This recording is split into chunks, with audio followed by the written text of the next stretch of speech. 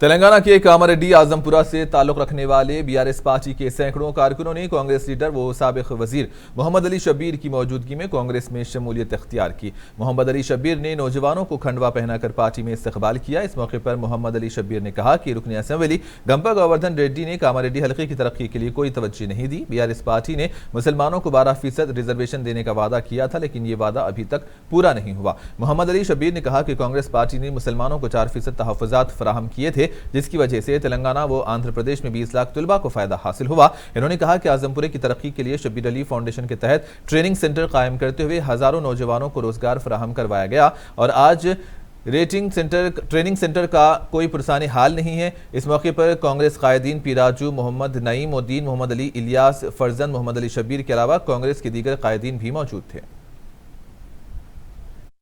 उन्होंने कोई काम नहीं करा।